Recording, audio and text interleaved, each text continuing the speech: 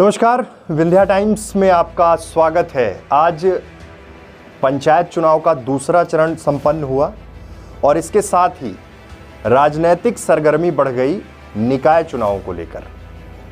रीवा नगर निगम में चुनाव है, 13 जुलाई को मतदान होगा, लेकिन उसके पहले आज 1 जुलाई तक की क्या स्थिति है, सियासी समीकरण क्या कहते हैं और सबसे महत्वपूर्ण कि जो पार्टी के उम्मीदवार हैं उनकी जमीनी पहुंच किस तरह से तैयार हो रही, या फिर कहा जाए कि ये सियासी जमीन नगर निगम चुनाव की किस तरह से तैयार हो रही है।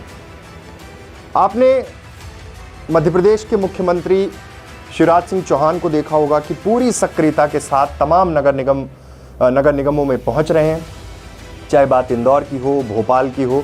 वहीं दूसरी तरफ कमलनाथ वो भी तमाम नगर निगमों के दौरे पर हैं।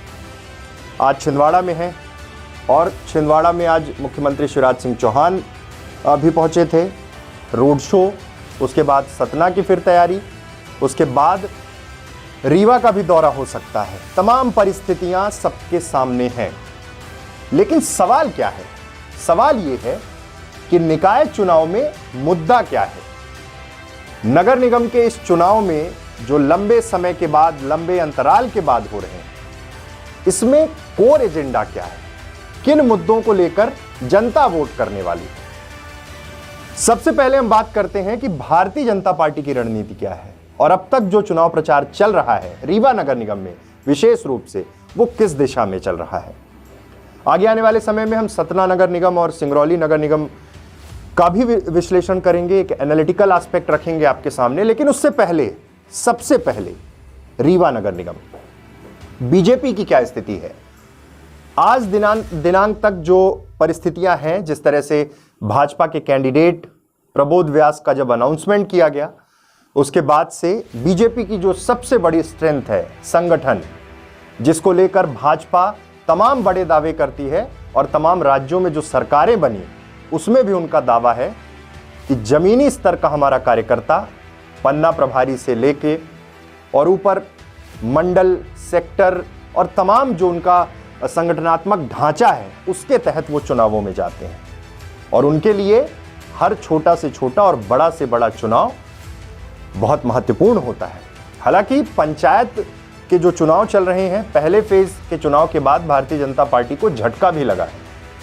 मध्य प्रदेश के विधानसभा अध्यक्ष के बेटे हार गए, पूर्व विधायक चुनाव हार गई, महिला मोर्चा की जिलाध्यक्ष चुनाव हार गई। तो ऐसे में अब पूरा फोकस उनका निकाय चुनाव में है। निकाय चुनाव क्योंकि सत्ता का सेमीफाइनल भी है, अगले साल मध्य प्रदेश में विधानसभा चुनाव है। प्रबोध व्यास डोर टू डोर कैंपेन भी कर रहे हैं, लेकिन जब हमने पिछले दिनों उनसे बात की और यह जानने की कोशिश की कि किन मुद्दों को वो आधार बनाकर, कौन से वो बड़े एजेंडा है जिनको लेकर वो जनता के बीच में जा रहे हैं। नरेंद्र मोदी के नेतृत्व वाले 8 साल, शिवराज सिंह चौहान के नेतृत्व वाले जो 15 से ऊपर वर्ष हो चुके हैं उनको सत्ता संभाले हुए, बीच में कमलनाथ की सरकार गिरी, उसके बाद फिर से पावर में है। नरेंद्र मोदी जी भी जो काम करते हैं वो आम जनता के लिए कर रहे हैं। नरेंद्र मोदी जी अगर कोई योजनाएं बनाते हैं, आम जन के लिए बनाते हैं, वो धरातल पर ही आती है। शिवराज सिंह चौहान जी भी जो योजना बनाते हैं वो धरातल पर आम नागरिकों के लिए ही आती है। जो मुद्दों की आप जिनकी बात कर रहे हैं उन सब में भी केंद्र और जो राज्य सरकार की योजनाएं हैं, जो भी उनमें हितग्राही हैं या जिनको लाभार्थी मिलना है, उन सबको। और संबल का एक बहुत बड़ा मसला उन्होंने डिस्कस किया कि संबल में जिस तरह से नाम काटे गए लोगों के, वो तमाम विषयों को लेकर जनता के बीच जाएंगे। रीवा शहर का सीवर प्रोजेक्ट जो फेल हुआ, आज शहर, ये सबको पता है शहर में जो स्थिति है, सड़कें टूटी हुई हैं। उन्होंने कहा नहीं, सीवर का काम तेजी से चलेगा, तमाम विकास कार्य होंगे और केंद्र और राज्यों के सहयोग से ही नगर निगम चलता है, इसलिए जनता उनके साथ रहेगी। दूसरा, जिस तरह से कैंपेन चल रहा है, डोर टू डोर लोगों से मिलना, सारी चीज़ें सामने हैं, लेकिन कहीं ना कहीं अभी भी ऐसा लग रहा होगा कि कैंपेन को उनको बहुत आगे तक ले जाना है। हालांकि भाजपा आखिरी के 6 दिन जिस तरह से चुनाव लड़ती है, जिस तरह से तमाम संगठनात्मक ढांचा, वरिष्ठ नेता सब मैदान में होते हैं, अनुशासनिक संगठन जो है उनके, वो सब उतरते हैं, वो परिस्थितियां किस तरह की होंगी। लेकिन फिलहाल मुद्दा जो है वो शहर से जुड़ा हुआ है, शहर के विकास से जुड़ा हुआ है। बीजेपी के पास बताने के लिए तमाम शहर के अंदर जो फ्लाईओवर बने, पिछले दिनों भी एक रेलवे फ्लाईओवर का इनॉग्रेशन हुआ, हालांकि आचार संहिता थी, सीधे सीधे जो कॉन्ट्रैक्टर थे उन्होंने जनता के लिए उसे खोल दिया, समर्पित कर दिया। वहीं दूसरी ओर मीठा पानी एक बहुत बड़ा मुद्दा है। जितने घरों में कनेक्शन हुआ, हालांकि इसके काउंटर में कांग्रेस ने प्रेस कॉन्फ्रेंस भी की कि जितनी क्षमता है उसमें तो 24 घंटे लोगों को पानी मिल सकता है, लेकिन आज तक आधी से ज्यादा आबादी बिना स्वच्छ जल के है, पानी नहीं मिल पा रहा है। लेकिन बीजेपी 2003 के पहले का रीवा भी दिखाती है। बीजेपी ये बताती है कि 2003 के पहले की परिस्थितियां क्या थी, रीवा में क्या किस तरह की सुविधाएं थी, नगर निगम में किस तरह की चीज़ें थी, किस तरह बीजेपी के नेता ने यहाँ तक आरोप लगाया कि पुरानी जो कांग्रेस की सरकार थी वो किस तरह से रोका करती थी। प्रबोध व्यास का कैंपेन चल रहा है, लोगों से डोर टू डोर मिल रहे हैं, संगठन पर पूरी तरह से निर्भरता है। स्थानीय विधायक राजेंद्र शुक्ल प्रत्यक्ष रूप से सीधे तौर पर उनके कैंपेन की पूरी मॉनिटरिंग कर रहे हैं, तमाम चीज़ों को देख रहे हैं, लोगों से मिल रहे हैं और प्रचार प्रसार तेजी से चल रहा है। लेकिन कई बार ऐसा लगता है कि तमाम जो समस्याएं नगर निगम में है उससे ज़्यादा विकास के पक्ष को सामने रखा जा रहा है भारतीय जनता पार्टी के द्वारा। अब आते हैं कांग्रेस के कैंपेन की ओर। कांग्रेस के प्रत्याशी हैं अजय मिश्रा बाबा, नगर निगम में कई बार के पार्षद हैं और जब उन्हें पार्टी ने टिकट दिया तो एक सोशल मैसेज, सोशल इन्फ्लुएंस शुरू हुआ कि हाँ, नगर निगम में काम किए हुए आदमी को कांग्रेस ने टिकट दिया है। दावेदार कुछ और भी थे, शहर अध्यक्ष गुरमीत सिंह मंगू थे, महिला कांग्रेस की वरिष्ठ उपाध्यक्ष, प्रदेश उपाध्यक्ष कविता पांडे भी थी, लेकिन टिकट अजय मिश्रा बाबा को मिला। तमाम कयास लगाए गए उस बीच, क्योंकि पहले की जो परिस्थितियां थी कांग्रेस में वो बहुत अलग थी, लेकिन इस बार संगठन के जो प्रभारी हैं प्रताप भानु शर्मा, उन्होंने बहुत हद तक चीज़ों को संभाला। उनका मानना था कि जमीनी स्तर पर काम करने वाले नेता को हमने टिकट दिया है और इसका असर सीधे तौर पे आपको दिखेगा। तमाम चीज़ों का जिक्र शुरू हुआ और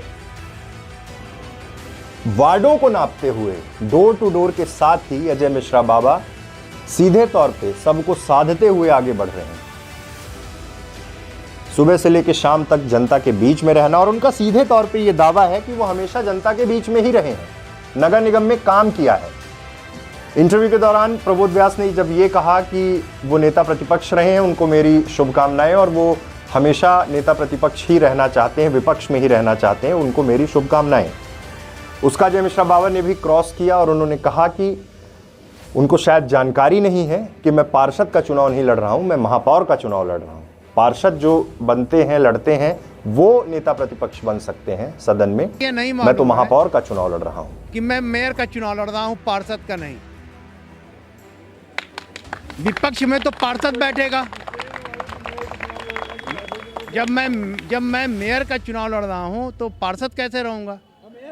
कांग्रेस एकजुटता की बात कर रही है, सब एक साथ खड़े हैं ऐसा कहा जा रहा है। पूर्व विधानसभा प्रत्याशी अभय मिश्रा चुनाव कैंपेन में है, शहर अध्यक्ष प्रचार प्रसार में है, कविता पांडे प्रचार कर रही हैं। मतलब लगभग लोगों को साधने की जो ये कवायद है, इसका कितना असर पड़ेगा, क्योंकि कांग्रेस की एकजुटता को लेकर कई बार सवाल खड़े हुए हैं। हमेशा ये कहा जाता था कि अलग अलग टुकड़ों में बटी रहती थी, लेकिन इस बार कांग्रेस आक्रामक भी है। पिछले दिनों एक प्रेस कॉन्फ्रेंस की गई, डॉक्टर मुजीब खान उसमें थे, इंजीनियर राजेंद्र शर्मा थे। बहुत मुखर होकर उन्होंने कहा कि आप देखिए गुटबाजी भाजपा में है, राहुल गौतम का चुनाव प्रचार करने राजेंद्र शुक्ला क्यों नहीं गए।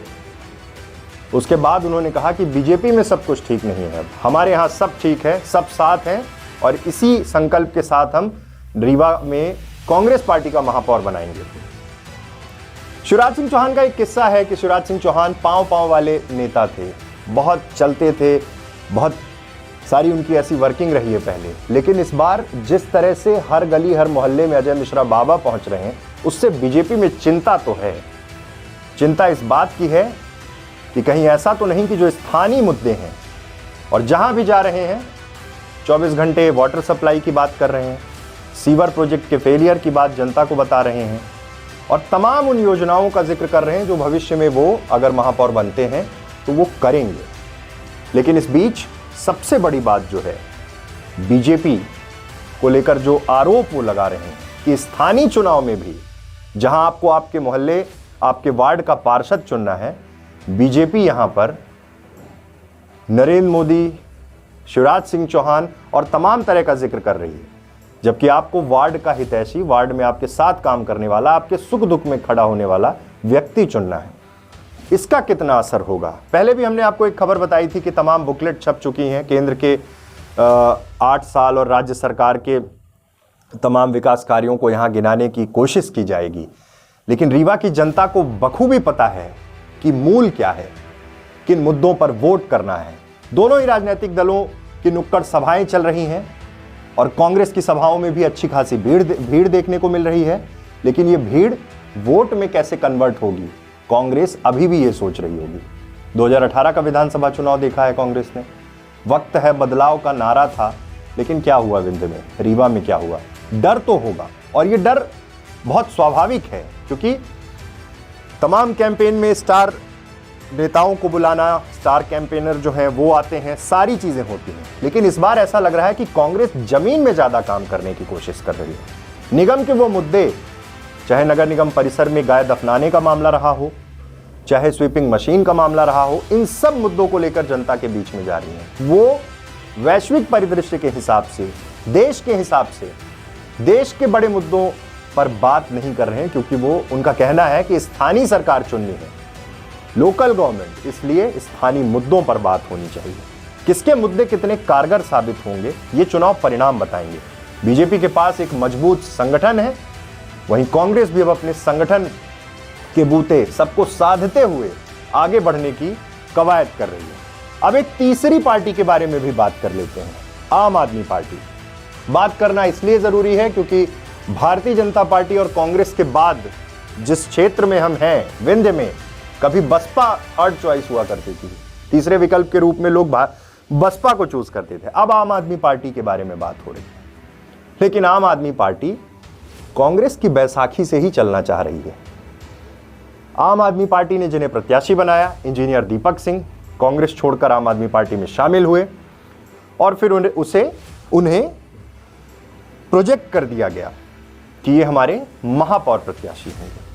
महापौर प्रत्याशी की घोषणा हो गई। कांग्रेस में रहे कमलनाथ कार्यकाल के तमाम काम गिनाया करते थे, कांग्रेस की विचारधारा बताया करते थे, और बाद में एलिगेशन लगा दिया कि यहाँ सब एसी में बैठने वाले लोग हैं, मैं तो संघर्ष करने निकला हूं और संघर्ष करूंगा।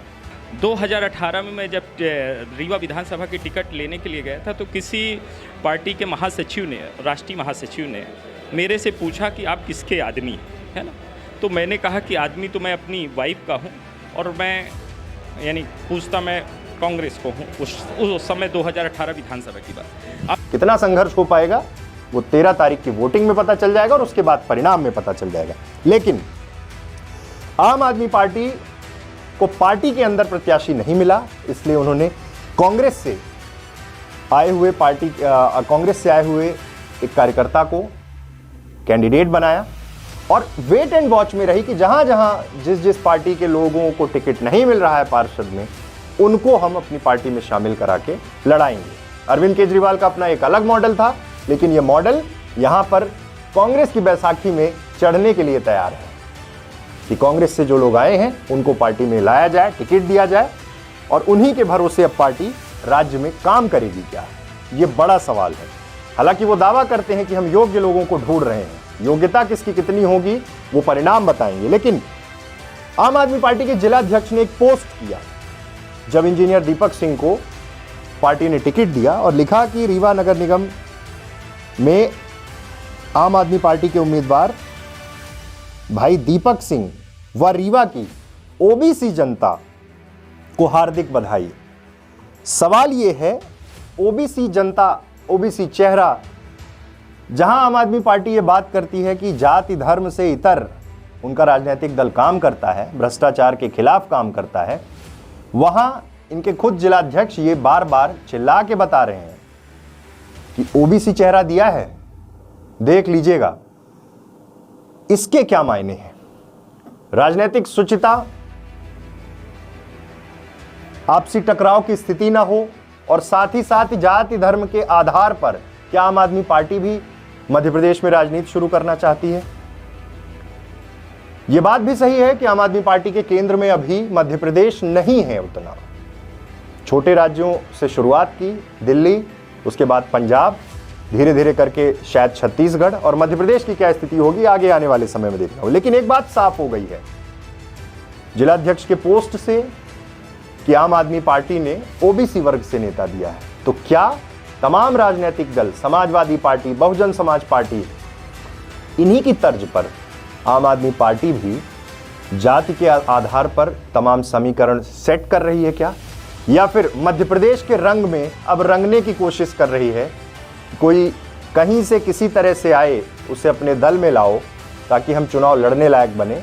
यहाँ पर क्या उनकी जो छवि थी, जो उनका मॉडल था, वो दरकिनार कर दिया गया है और अब सिर्फ जातिवाद के आधार पर ही वो चुनाव लड़ाने जा रहे हैं। आगे आने वाले समय में जैसे जैसे तमाम पार्टियों का कैंपेन शुरू होगा, हम आपको वहां की पूरी स्थिति बताएंगे। लेकिन फिलहाल सीधी टक्कर बीजेपी और कांग्रेस में है।